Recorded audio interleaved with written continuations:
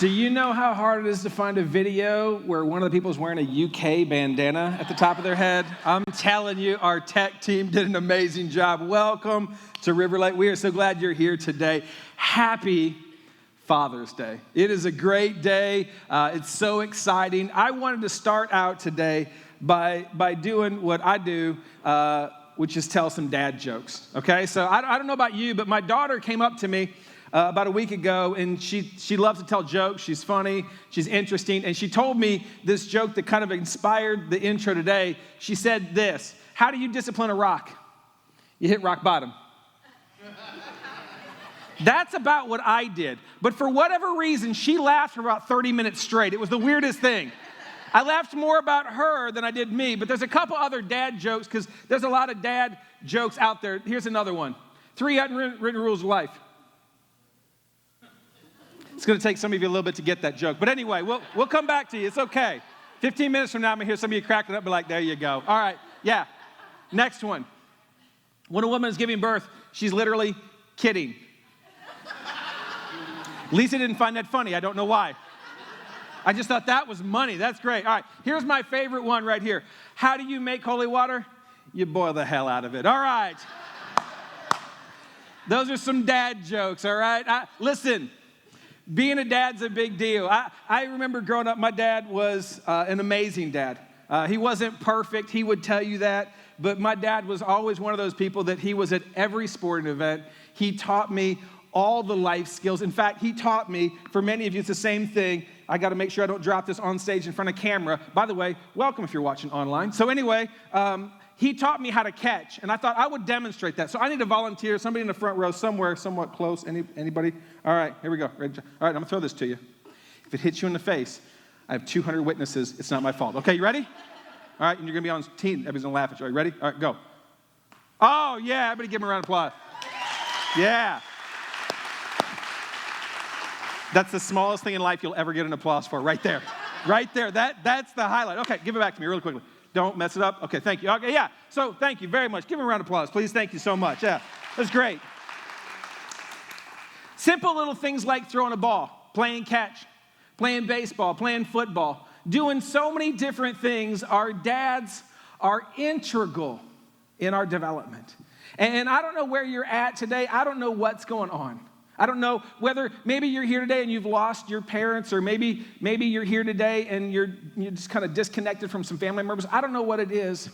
But what I want you to know, that dads, wherever you're at, they mean so much to us, and we literally wouldn't be here without them. And so today, what I want to do is this. I want to kind of unpack a passage of Scripture that I actually saw and read about 1.5 years ago. And in that time period, I read it and I thought, man, I need to come back to this. I want to come back to this, but I need the right time. And I hope today is the right time. With that said, I just want to set the context for it. Today is a little bit different. We're going to unpack something, and I'm going to be very, very specific. And I'm going to say, hey, this is for dudes. If you're in high school or maybe even a little bit of grade school, but if you're a man, listen, I'm going to be speaking to you directly. I'm going to be speaking to you. My hope is to inspire you, to motivate you, to encourage you to be everything God called you to be. If you're here today and you're a woman, a lady, or you're a young person, whatever that is, I think that you can take some of the stuff.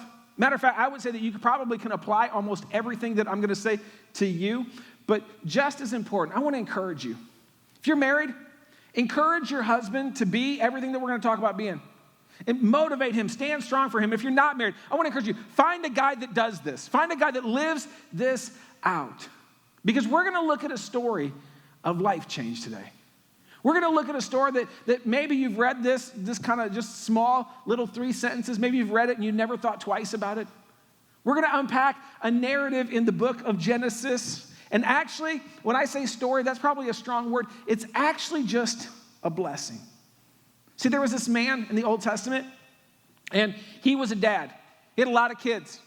He had several, and you may have heard of him. His name's Jacob. He's the father of the nation of Israel. And he has all these kids, and one of them is Joseph, and primarily the last part of Genesis is dedicated towards Joseph.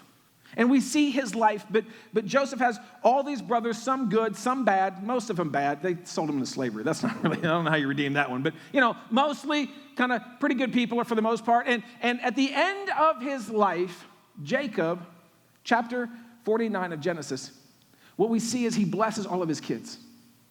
See, I want you to know, a good dad, it really doesn't matter for the most part. It does in some ways. It doesn't matter for the most part what he does. He needs to be a blessing to his kids. And Jacob understands that. He's looking at his life and he's realizing, man, I don't have a whole lot of time left. I want to bless my children. I want to be a blessing to them. Not just in what I say and what I do, but also in the life after. And so we don't really do this too much in our current culture right there, but back then this was a big deal. That they believed that there was something powerful that happened, that when a father would put his hands on his children and what he said was prophetic. That it wasn't just wise words. It wasn't just like, hey, bless you, or I hope you turn out well, or protect him. That the words that were pronounced over the child were to be prophetic in his life. They were a blessing. But in some ways, taken the wrong way, they could be a burden. And so we see this in Genesis 49. We see this unpacking, and it ends like this. I want to start with the ending. It ends and said, all these are the 12 tribes of Israel. And this is what their father said to them when he blessed them, giving each of them the blessing appropriate to him. I need to pause.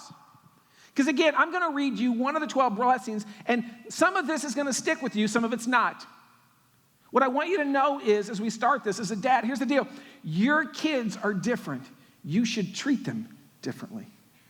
We're going to be doing a parenting series in the fall. I can't wait. It's some of the best stuff that we've ever written and had, and so I'm pumped about that. So I don't want to jump too much into it, but what I do want to say is this. Every single one of your kids are different. You should treat them accordingly.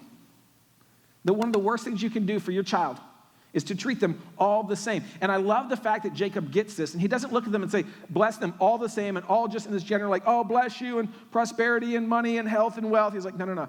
Each of you has a unique path. Each of you has unique strengths. Each of you has unique weaknesses. And we're going to see the weakness in one of them. Because we're going to look at the 12. We're going to look at the final one. Benji is his name. Probably didn't like to be called Benji, but he's dead, and I'm up here. So anyway, we're going to call him Benji for today. And so Benji in the story, he is the last one. He is the baby. Anybody in here that you're the baby of the family? Any babies in here? Yeah, who said right here? Wow, that was awfully proud. See, that's why we don't like the youngest, right there. Right there. Please come back next service and do the same thing. That's great. Yeah, because that illustrates it. All the babies think everything revolves around me. Look at me, I'm the world. That's right, isn't it? I love you, buddy. No, it's true, though. And Benji, we see that in the story, like the youngest, the baby, especially of 12. I mean, it's not like you're the youngest of 2, okay? That's different. But the youngest of 12, we see in the story that Benji he's the youngest, he's the protected, he's the baby. He's also the favorite, which is also why we don't like you if you're the youngest, okay? I'm the oldest of 3. Guess who's the favorite? Not Nick. That's all I'm going to say, all right? That's all I'm going to say. And so we see this story playing out in the scriptures where Benji is the youngest, he's the baby, he's the protected. He's probably not the most driven. He's probably the one that kind of sits back and has everybody else do things for him. Again, we see he's so protected that they're actually, the older ones are willing to risk their own lives and go into jail for years just so he doesn't have anything happen to him. This is Benji. And maybe this is some of you. I feel like maybe this is our culture right now. We're in our culture. We treat all of our kids like this, isn't it? We've sterilized everything. We've tried to make everything easy. We've tried to protect them from all harm and all bad. And unfortunately, in the same thing, all good and fruit that comes from this. Our culture, our narrative in our world right now is to treat everybody like Benji. And so as I unpack this today, I believe it's for everybody, but especially if you're younger, I need you to hear me. Because what I'm going to say today, I hope you receive as prophetic on your life. I hope you receive as a blessing. If you're watching online, I hope you receive what God might say to you today through the scriptures, because you are not Benji. You're Benjamin. And there's a difference. Here's what Jacob says to his son. Benjamin is a ravenous wolf. In the morning, he devours the prey. In the evening, he divides the plunder. That is like the most manly thing in the world right there, okay? I don't know about you, but I read that, and I want to do that Tim the Tool Man time, like, kind of a deal. You know what I'm talking about? I can't do it, obviously, but that there's a part of that comes out in me, and I look at that and go, I want to be a wolf. I want that to be me. And what he says is this is so important. He says, listen, I'm not going to speak to you about where you are. I feel like culture sometimes spends too much time doing that. Maybe in our marriages we spend too much time doing that. Maybe with our kids we spend too much time talking about where they are and not enough time about where they're going to go, about where they need to go, about what you see in them. The best leaders in life have an ability to look into their children and look into their spouses and look into their world and see where they need to go and what they could be, not where they currently are. The reason this is such a powerful blessing is because Dad looks at him and says, no, I know where you are, but I'm not going to speak to that. I'm going to speak about where you're going to go. And he says, listen, here's the deal. You're going to be a wolf. You're not just be any wolf. You're going to be a ravenous wolf. And then he does, and this is the narrative that we're going to spend the rest of our time with. It's what we're going to unpack together. He says, listen, I want you to know that you will devour the prey. He's not talking about food, okay? Thank goodness, all right? Because I don't need another sermon on food. I felt guilty enough lately. No, he says, listen, you're going to go into battle. You're going to go into battle, and your tribe they're going to devour. It's going to be like you just kind of consume everything around you. You're going to devour, and to them, they're going to be like prey to you.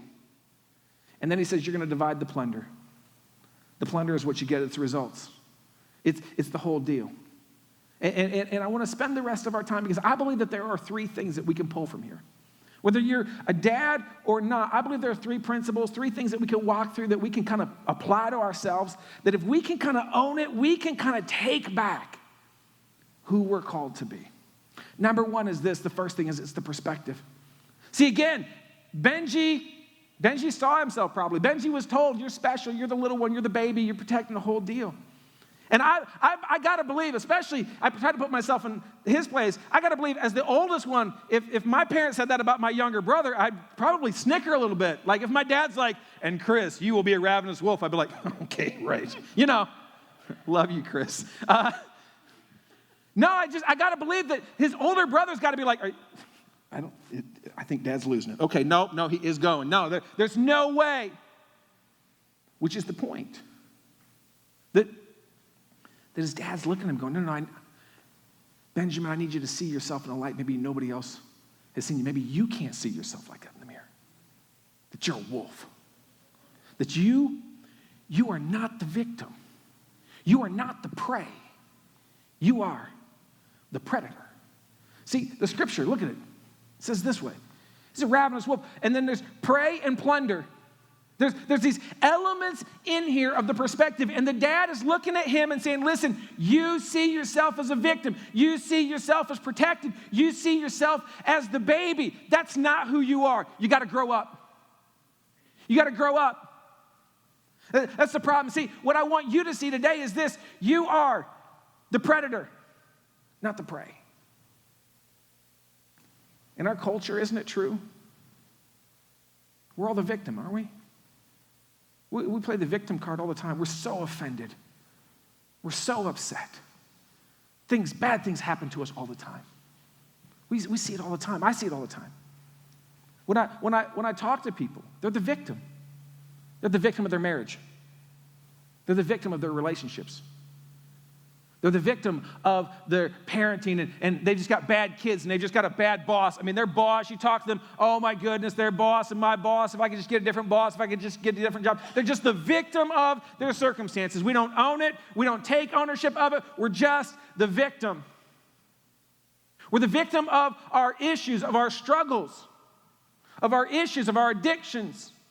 And I've got this problem, and some of us, we walk around like there's this badge of honor almost, of victimhood. And I love what he says. He says, listen, son, Benji, listen, I need you to grow up. You're not a victim. You're a victor. And there's a difference. I need you to see yourself not as the prey that everybody's picking on, because I'm sure he's the youngest. How many of you are the youngest you got picked on really quickly? No one. Okay, great, just my brother. Okay, great, so I'm a bad brother. Okay, great, yeah, that's awesome. No, I picked on him. I probably still do, being honest. No, he says, listen, you're not the victim. You're the predator. You are the one that goes out that attacks, that sees the battles in front of you. And you do not find a place to hide, but you run towards the lions. Now, all that is built up in very macho, gladiator, kind of imagery, Braveheart, you think of. And there's a level to sit back and go, that's really nice. That's great for them. Nick, what does this mean for me? Let me break this down to you, what it looks like. See, every single person in here, whether you're a husband, a wife, a mom, a dad, whether you're in high school, whether you're in college, whether you're single, you have battle lines drawn in your life. You have battle lines in front of you. You have marriage battle lines. And the problem is for many guys, and I'm going to speak to you a little bit, okay? The problem is for many men, you win at work and you struggle at home. And so what do? You come home and you're just the victim and you just check out. You just sit down like, that's not even worth fighting for. I don't even want to talk about that. I don't even want to deal with that. Listen, I don't want to fight. It's not worth fighting. I don't want to fight. You don't want to fight for your marriage. You don't want to fight for the heart of your spouse. It's hard, I get it. But there's a battle line in every single marriage, I promise you right now. I don't care whether your marriage is good or bad. There's a battle line in your relationships. For your kids. You need to understand you're not a victim to culture. I talk to so many parents, I'm like, oh, the world, these kids these days in school, and what's on TV, and they just complain. Victim.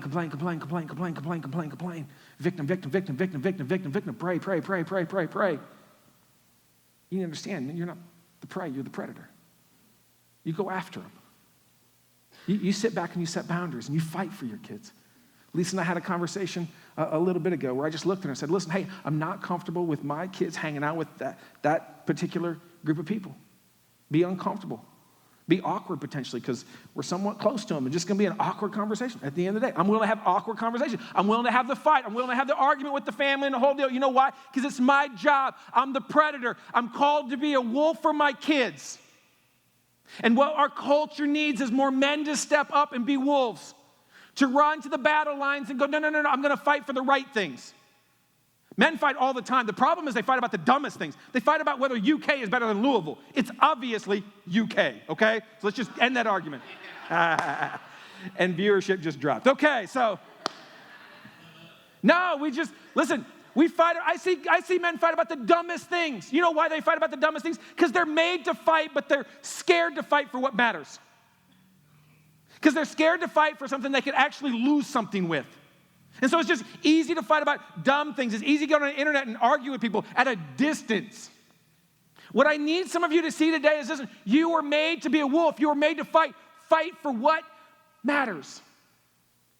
Some of you, you've got an addiction or a habit, and you feel like a victim. I got this problem. I got this monkey on my back. I got this issue. I don't know. I'm just dealing with it. I don't know. I just can't get past it. Whole deal, victim. You're not a victim. You're a predator. And the world is not preying on you. See, the problem is, Dad saw in his son what no one else saw. I had a 130-pound Rottweiler at one point in time. Big boy, big. Name was Gabriel. I named him Gabriel because that's the messenger angel. And I thought if anybody comes into my house, I want to send them a very direct message from me. Okay, so that's the whole thing. So even my dog's names are spiritual, all right? So, but every now and then, and you've probably seen this happen, every now and then, the smallest little, like it's a puddle of a dog, okay? It's like a little chihuahua. It's like a little wiener dog kind of a deal. They would back down my dog. And I would get really angry at my dog. I'm like, are you kidding me? He'll tackle me. I'm like 210. He's like, I'll take you, Nick, But like little bitty 3-pound, 4-ounce chihuahua right there backing him down. And part of me is sitting back going, Gabe, just bite its head off and move on. Come on, let's go. I'll pay the vet bill. It'll be fine, all right? Let's go. You've probably seen something like that, And here, you probably think what I think. That big dog could destroy the little one. It has power it doesn't know it has. It has size it doesn't know it has. It's really the predator. It feels like the prey, but it's the predator. In any moment, it could switch and take over. I need you to understand you are the predator, not the prey. And with your addiction, with your battles, with your fight, at any moment you can take over and win. You are more than you see you are. You are more than culture says you are. You are a predator. You are not the prey. And if as Christians, as if people who believe in a God, if we could start to own that a little bit more, if we could start to run to the battle lines with the confidence that David ran against Goliath, knowing that that guy's bigger than me, but my God's bigger than him, I'm fine. Your marriage problem may be bigger than you, but it's not bigger than your God. Your financial problem may be bigger than you, but it's not bigger than your God. Your addiction may be bigger than you, but it's not bigger than your God. You are a predator. Act like it. That's the first one. The second one is this. There's the principle in it. See, put the scripture back up there. See, here's what I want you to see in this. Benjamin is a ravenous wolf. In the morning, he devours the prey. In the evening, he divides the plunder. See, there's this cadence, there's this order to the whole thing. And he's speaking into it, and he's wanting to make sure his kid gets it right. And here's what I want you to see, that basically at the end of the day, you divide what you devour. And really, you can only divide what you devour. Isn't that so true? I mean, think about it for a second. You only get to divide the plunder, divide the spoils of the win, of the relationship, of the marriage, of the financial stewardship. You only get to divide what you devour, the battles that you win. The battles that you fight result in the blessings that you get to divide. But we live in a culture. We want to divide things. We want a blessing from things that we never fought the battle in. No, I see it all the time. I want to eat like garbage and have six-pack abs. Anybody else like that? You're like, yes, now there's my people right there. Yeah. None of you picked on your brothers and sisters, but all of you eat Taco Tuesday. Cool, that's awesome, yeah. Yeah, we do that. Like, man, I would love to eat Starburst or whatever that is, Skittles every day, and then done. Yes, that'd be great. You know what you can't do? You cannot divide. You cannot reap the benefit of what you have not fought the battle. And so what do? We play the victim card because we're victims. Complain, complain, complain, complain. We go into debt financially, relationally, spiritually. And then we wonder what the problem is. It's because you cannot divide. You cannot reap the benefit of what you have not fought the battle in.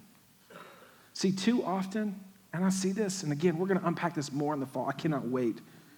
But too often what I see is we've got a culture that binge watches Netflix and HBO and then wonders why their marriages and kids end up more like Game of Thrones than God's ideal. We completely messed that up.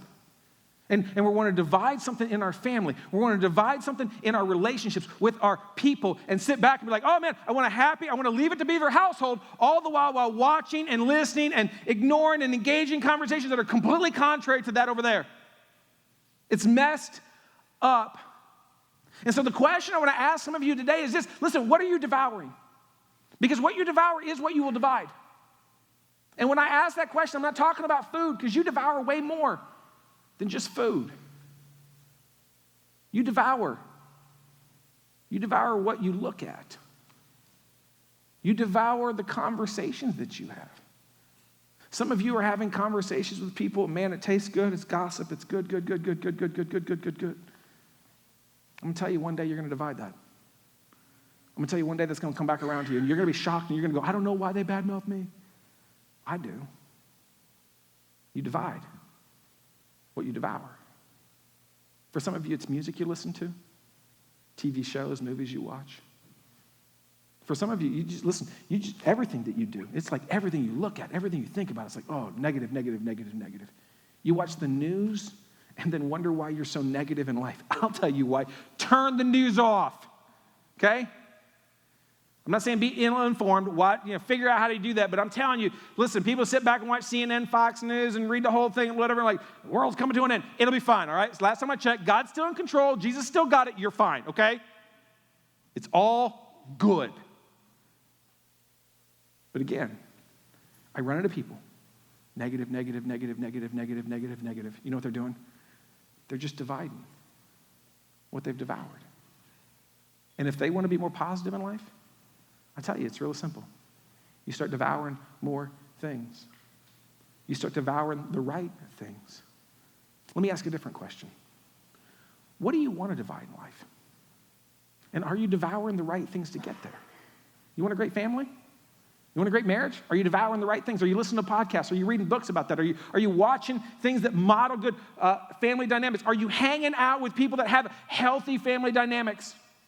Or are you hanging out with people that have the wrong dynamics, that have the wrong messed up families, and you're hoping somehow that doesn't rub off on you? I promise you, I need you to understand. You always divide what you devour. It's the craziest thing. And it's always later. That's why it's negative. That's why we miss it so much. It's why when I started in ministry, I started devouring sermons over and over and over and over again. I would listen to 3 or 4 days sometimes over and over. I'm just devouring. Do you know why? Because I knew and I prayed one day I'd stand up on the stage. And I wanted to have plenty to divide. And I wanted to make sure that what I was dividing was God's word rightly. I wanted to make sure what I was dividing was the right things and the good things of life. I wanted to make sure that I wasn't sitting back and had a whole bunch of pop culture icons that I'm dividing, which I'm fine with, and I try to do every now and then. But ultimately, I can walk through Scripture mentally and go, no, I got that, and that's where that, and that connects over there. And so now I'm at a season where, listen, I'm over 40, and I'm going to get to that here in a second, but I'm over 40, and I'm not devouring as much because I'm dividing. Because God's put me in a position to divide. Listen, God will put you in a position to divide. The question is when, not if you're going to be in a position to divide. When you're in that position, what's going to come out? What comes out of your heart? What comes out of your mouth? What comes out of your actions? What are you dividing in front of other people? Now, really quickly, I got a side note. We live in a culture that tells you you are a product of your desires. That you are, in a fancy word, and this is a little bit deeper statement, but I'm going to say it anyway, you are just a moist robot living out the programming in your brain that you really can't control what you do, you really can't control where you go, you really can't control what you eat and what you think about and what you do, that you have all these things that's pre-programmed, whatever. I need you to understand this really quickly. You devour what you decide, not what you desire. If you think that you need to do everything you desire, you will end up in the wrong place in life. That is actually what 90% of the Bible is. It's stories of people that had a bad desire, they did it, and it was like messed everything up, okay? So if you want to do that, you can do that. But here's the deal. You need to understand, as a predator, not prey, one of the benefits is you decide what you eat. Some of you, again, you're playing the victim card, and you're like, man, I just got these unhealthy relationships. I can't control it. Yes, you can. You get to control everybody around you. You get to control where you work. You get to control what you do. You get to control where you go. You get to control what you listen to. You get to control what you watch on Netflix, or whether you have Netflix, or whether you have HBO, or whether you have NBC, or whatever. You control it all. You decide. You need to understand everything that comes into your world, for the most part. There's always exceptions, but for the most part, is a decision you made to devour. And you need to understand, at the end of the day, later in life, not immediately normally, you will divide what you devoured. Last one is this. It's the pattern. It's the pattern. Put the scripture back up there for me, will you? Here's the pattern. In the morning, he devours the prey. In the evening, he divides the plunder. See, what I want you to see is you divide after you devour. I said it a little bit ago that ultimately, at the end of the day, it's always later. It's not right now, right? I mean, wouldn't it be awesome if you go and you work out once, you're like, done. Yes, that'd be great. That'd be awesome. No. It's like you go to the gym and it hurts. It's painful. It's like months, or in my case, years until you get there, okay? You divide after you devour. There's a cadence that is beautiful in this where he says, listen, in the morning when you wake up, you go after it. In the evening, when you're done, you divide it. But there's a danger in our culture. I said this earlier, and you look at it, and we can see it. Most obvious danger is you can see it with debt. Because we live in a culture where everybody in their 20s wants to divide what their parents took 50 years to get. And they want to divide in the morning, rack it up on credit cards, rack it up in student loans, rack it up, and then go later, I'll pay for it. I'll work hard. I'll fight the battles. I'll devour the prey in the evening. It's messing everything up. That's not the right cadence. I'm telling you, if you're in high school, if you're in college right now, I'm telling you right now, listen, this is your time. Start devouring. Run after it. Get the right disciplines. Work hard. Hashtag get on your grind. Whatever you got to do. Take your selfie in your lawnmower, whatever you got. I don't care what you got to do. Just go get it. Get it done. Because here's the deal. You need to understand this. There is a limited time that you have. Because the bad and the beauty of the morning is it ends. Right? I mean, if you're over 40, here's the deal. Halftime's already over, all right? For some of you, okay? Like, don't send me any emails. But for the most part, if you're 41 and over, halftime hit. You missed the show. You're on to evening. The problem with some of the younger people is, and I get it, I did this, is we just waste it. I'm telling you, if you're in middle school, high school, college, you get this right now, this will change your world. It's change everything in you. You should get up every single morning. You start devouring, start consuming, start fighting those battles, start developing those disciplines, start going after it over and over and over. I'm telling you right now. You get past 40-something, and you start to divide. You start to divide into things. If you're younger, you need to understand there's a cadence to it. And I know this later is longer kind of a deal, happens, but listen, right now is your season to devour, devour, devour. You are the predator. Go get it. But for those of you who are over 40, which is me, actually I'm 40, so I'm like, but I'm over it because I was 40 and then I wasn't, so I'm like 40 in 200 days or whatever that is. So I'm over 40. Sounds old. Anyway, you're in the evening. Here's what I need you to hear. Divide. Divide. If you're here today and you're over 40, it's your season to divide. If you're not, listen, devour, run, get it. Get your job on, get your grind on, go, work hard, do what you got to do. Run after it, work, work, work, work, work. Be just like Rihanna, get it done, okay? But if you're over 40, listen, you need to be dividing. You have life experiences. You're in a position. You should have something. And you can only divide what you've devoured, and so it may not be much, but I want you to understand it's your season. Here's what this looks like for us. I'm going to tell you right now. I was talking to Jan earlier this morning, and we've got a kids ministry. We need some men to invest in the next generation. Of all of our volunteers, we have 2 men. 2 men. We need some men. Some of you today, you need to step into that. You need to step in and go, no, I'm gonna start to divide to the next generation. I'm gonna start to invest. I'm going to start to spend some time with this next generation. I'm going to start to divide because I've got some stuff. Maybe some of your stuff is what not to do. That's okay. That's a great teacher too. Maybe some of you are like, Nick, I'm not qualified. You have no clue what I did. I was like, hey, let's just make it great examples, okay? Be great. Hey, I can tell you what not to do.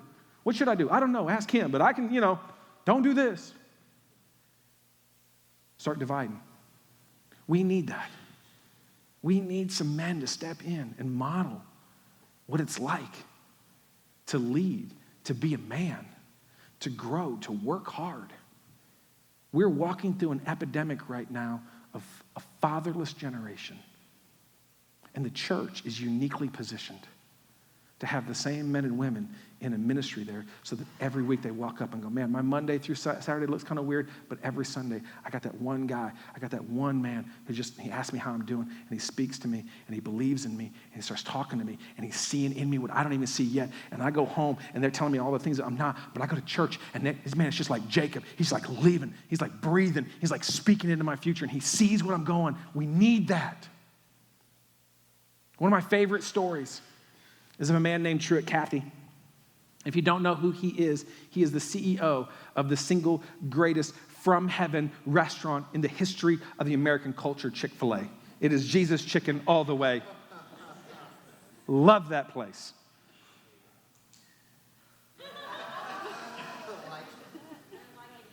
Shh. Okay. But they were interviewing him at one point in time, and he serves in the church. And he teaches a class. Can you imagine what kind of classes that guy could teach? I mean, listen, he's the CEO. He's the leader of right now the fastest growing restaurant in the country. He is probably a multi-millionaire, if not a billionaire. I mean, this guy has a business mind. He is sharp. He's the man. Like, listen, he's got to have people just begging, can I have time with him and whatever. And I'm sure his church is like, listen, if you would just teach a business Sunday school class, we would blow up, People that don't even believe in God would come, just teach would you just teach, or teach the college age class or whatever that is? I'm sure that he had a lot of offers. You know what he teaches? 5th and 6th graders. You know why? They asked him, because they asked him that question. You can teach anybody. Anybody's going to listen to you. In fact, here's the deal. The college students, the adult men and women will probably listen to you more than the 5th and 6th graders. The 5th and 6th graders don't even know who you are. Why are you teaching them? Why this great leader would he take the time to spend with a bunch of 5th and 6th graders who won't even probably appreciate how awesome it is to be in your presence? I love his response. He said, because college age and older, they're already broken. And I spend all my time trying to fix what was broken with their families and dynamics and past experiences. He goes, but 5th and 6th graders, that's formative years. I want to get them before they're broken. I want to speak into them before the world corrupts them. I want to help them before they go out and they're messed up. I want to take them before the world breaks them. I want you to understand, one of the richest people in the country, one of the most influential people in the fast food industry right now, and how they're doing things, he's not too good for that. He understands that he's been given a gift and he's been given wisdom and he has life experiences. He says, no, I'm in a season right now where I want to divide. And he's spent years, I think it's like 20, 30 years teaching this 5th and 6th grade Sunday school. It wasn't a phase, it's his life legacy where he's looking and going, no, I'm going to invest in these kids. I'm going to invest in the next generation. He understands I'm in the evening and I'm going to divide in a season where I'm called to. So, here's where I want to wrap it up. Give me the ball back. No, give me the ball back. No, give me the ball back. Stand up and give me the stinking ball back. You have the ball. That's right, I got the ball. In fact, I had it the whole time. My fear for a lot of men is that how they treat God. That when you become a Christian, here's what I want you to see. When you get saved, when God gives you that new life, here's the deal. He equips you with everything that you have. You instantly go from prey to predator. You instantly go from powerless to powerful. The problem with some of you today, the problem with me in my life is this. I look at God, and 5 years later, 30 minutes later, I'm going, God, give me the power. Give me the ball. Give me the ball. No, I need power. I need strength. God, give me the wisdom. I can't handle this addiction. I can't handle this problem. I can't handle this marriage. I can't handle these finances. I can't handle it. God, give me the ball. All the while, Marty holding it. Some of you need to understand you've already got what you need. You've already got everything that you need in your life. You've already got the power. You've already got the wisdom. You've already got the strength. You've already got it all. You don't need anything else from God. I'm not telling you don't pray. Please pray because it changes us. It changes things. I'm just telling you, some of you, you're stuck in neutral. You've wasted years of your life waiting for God to give you something he's already given you. It's yours.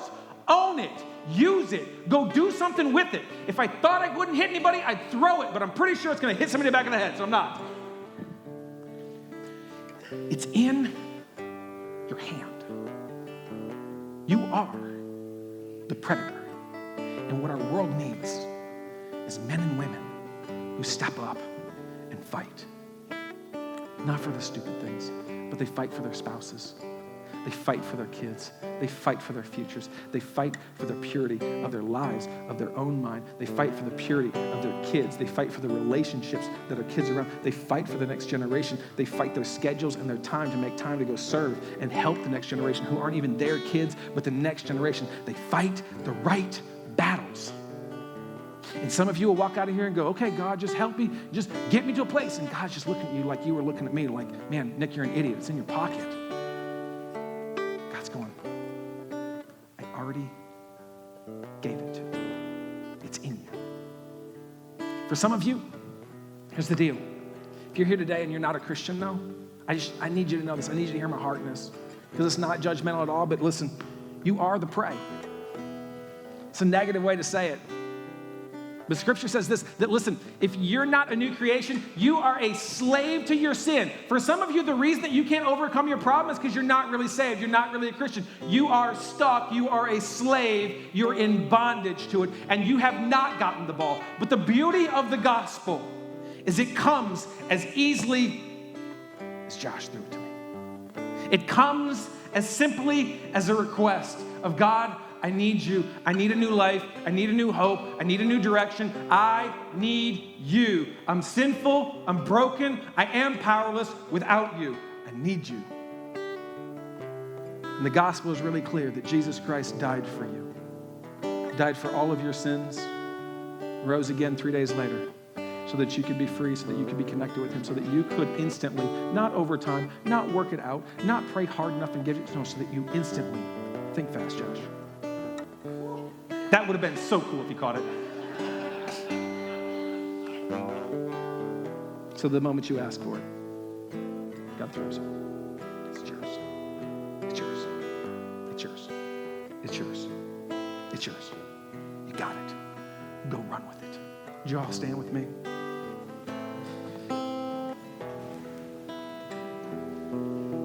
If you need to give your life to Christ, I want to invite you. I want to invite you to pray with me. We're going to pray.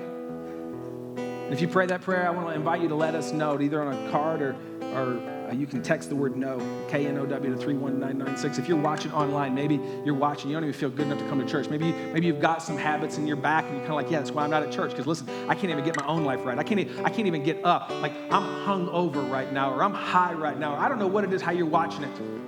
I want you to know that there's life, there's a second chance. There's power, not in you, but in him. And I want you to understand it's as simple as a request. Submit, surrender your life. To allow God to speak into you, your future, your destiny, which is not to be prey, but to be a predator. Would you all bow your heads? If you need to give your life to Christ, I want you to pray this prayer after me. Jesus, I give you my life. I give you my sin. I give you my past, my present, my future. Thank you for grace. I make you both Lord and Savior. For the rest of us, God, I pray that we would walk out of here knowing, having confidence that the ball is in our hand, that we have it, that it's ours, that we are who you say we are, that we will trust in your words over our perception, and we would walk out of here ready to fight the right battles, confidence in you and your grace and your strength and your mercy, not in ours, and we would see ourselves as predators, no longer Christ. Jesus, thank you for your words of encouragement. Thank you for all that you've given to us. We love you and thank you so much. Amen. All right, last thing, one thing really quick. Look up. Don't leave yet. Here, deal. If you gave your life to Christ, let us know. We want to celebrate with you. We want to get you a Bible. We want to kind of celebrate with you. Second thing is this. If you're a dude and you're 18 and over, I hope you join us for axe throwing. I got to be honest. I practiced all week, so you're going to lose anyway, but it'd still be fun to go out there, okay? So just kidding. No, I'm not going to compete. I don't think. We'll see. But anyway, hey, we got some great prizes. It's going to start at 10:20. We got some free meat. It was a BYOB day, so I hope you brought your own bread. Anyway, God bless. Have a great week. We'll see you next Sunday. I am counting every blessing, counting every blessing.